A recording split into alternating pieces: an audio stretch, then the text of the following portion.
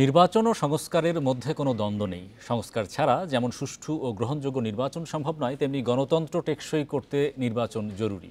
তাই দুটি বিষয়কে সমান গুরুত্ব দিয়ে কাজ করছে নির্বাচন সংস্কার কমিশন। সোমবার রাজধানীর সিরডাপ মিলনায়তনে আলোচনা সভায় এসব কথা জানান কমিশন প্রধান বদিউল আলম মজুমদার।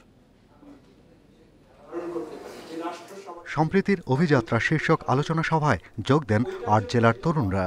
ঢাকা, চট্টগ্রাম, খুলনা উপকূলের প্রান্তিক এলাকার তরুণ প্রজন্ম আগামী বাংলাদেশ কোন পথে চলবে সে বিষয়ে নিজেদের ভাবনা তুলে ধরেন। সাম্প্রদায়িকতা ও গুজবমুক্ত দেশ গড়ার আশা তাদের। একটা গভর্নমেন্টের সবগুলো স্টুডেন্ট সেই সহিংসতা প্রতিরোধে এগিয়ে আসে।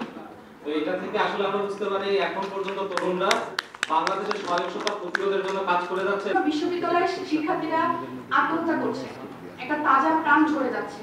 তো তাদের মানসিক স্বাস্থ্য নিয়ে আসলে কাজ করাটা আমাদের মনে হয়েছে যে আমরা কাজ করব। বক্তারা বলেন, ৫ আগস্টের পর বেশ কিছু সাম্প্রদায়িক সহিংসতা ঘটেছে, তবে দেশের তরুণরা ইতিবাচক ভূমিকা পালন করায় অনেক ঘটনা প্রতিরোধ করা সম্ভব হয়েছে। সাম্প্রদায়িক সম্প্রীতি ধরে রাখতে সবাইকে ঐক্যবদ্ধ থাকার পরামর্শ তাদের।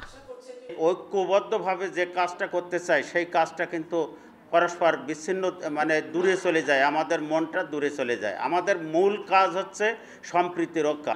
সংখ্যাগুরু বেশি আছি, তাদেরকে সবসময় আমাদের কিভাবে ধর্মীয় স্বাধীনতাগুলো কিভাবে আমরা পালন করতে পারি সেগুলো আমাদের দায়িত্বের মধ্যে পড়ে। আমাদের মতো সম্প্রীতি দেশ সারা পৃথিবীতে নেই প্রিয়জন। আমরা এত ভালোবাসি জানেন, এক পরিবারে এক জায়গায় আমরা থাকতে পছন্দ করি। শিক্ষাগুলোকে আমরা আত্মস্থ করতে পারলে ইনশাআল্লাহ আমাদের মধ্যে সাম্প্রদায়িক কোনো ভেদাভেদ থাকবে না, হানাহানি থাকবে না। নির্বাচন সংস্কার কমিশন প্রধান জানান, সব নাগরিকের সমান অধিকার নিশ্চিতে সংস্কার চলছে। সুষ্ঠু ও গ্রহণযোগ্য নির্বাচন ছাড়া টেকসই গণতন্ত্র অনিশ্চিত বলে মন্তব্য করেন তিনি। সবার ভোটাধিকার নিশ্চিত করতে হবে, সেই জন্যই সংস্কার দরকার।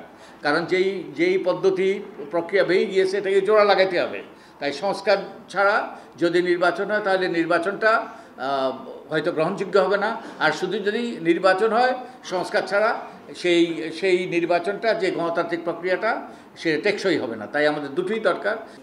রাজনীতিতে পরমত সহিষ্ণুতার চর্চার আহ্বান জানান বক্তারা। আলোচনা হয় সংখ্যালঘুদের নিরাপত্তা ও সবার ভোটাধিকার নিশ্চিতে তরুণদের ভূমিকা নিয়েও। Shahriar Anirban, independent news, Dhaka.